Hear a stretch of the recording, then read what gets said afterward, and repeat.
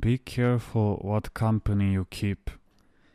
In our communications center in the army, we had an organizational chart to identify the distinctive signals of all our stations, to be able to tell which were our own and which were the enemy's.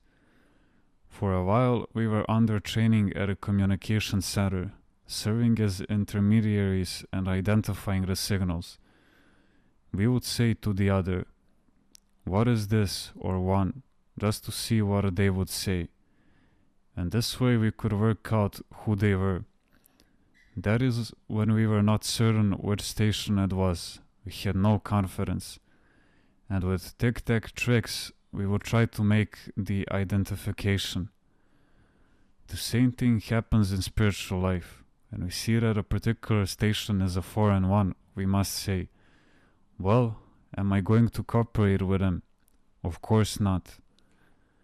It is a serious matter to recognize a foreign station and decide to cooperate with it, and far worse to recognize it as not only a foreign but also an enemy station, and thus to collaborate with the enemy. I wish to emphasize that in our relations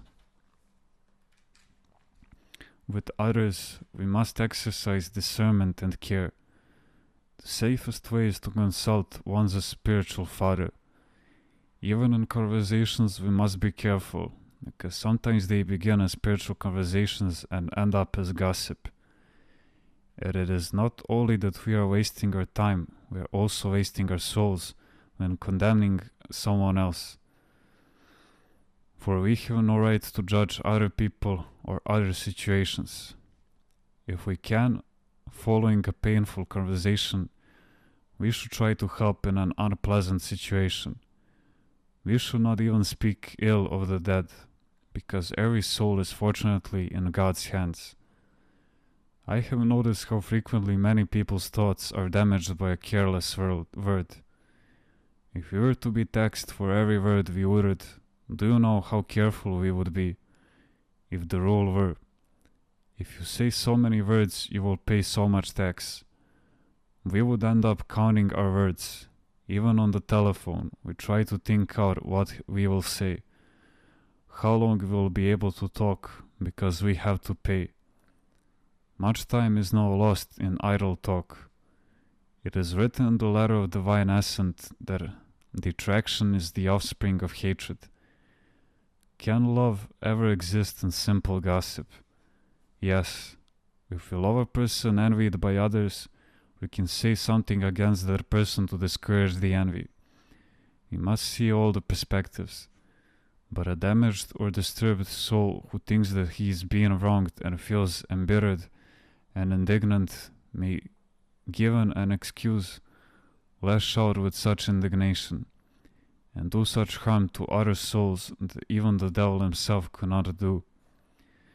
Judas was indignant over the waste of the precious myrrh, which the myrrh-bearing woman poured out on Jesus, and commanded that it could have been sold and the money given to the poor. The other apostles who had grace were influenced by Judas. They had considered what he said to be externally correct and were influenced, for they did not know his greedy heart. And you see, Christ had even given to Judas the responsibility of holding the money back, in order to satiate his passion as he used to take what was put into it. Geronda. What should someone do when two people disagree and they ask for his opinion? If you find yourself with people who have personal differences, it is better to express your opinion in front of both of them.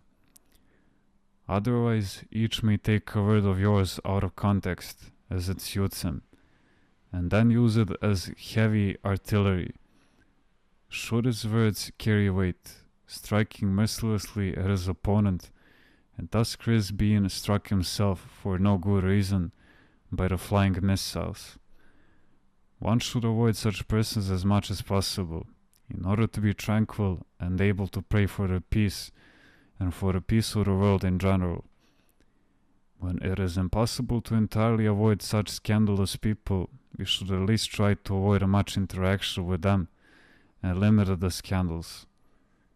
It doesn't matter that some people have no evil in them, but only a simple superficiality, because they too, through their superficiality, can cause scandals.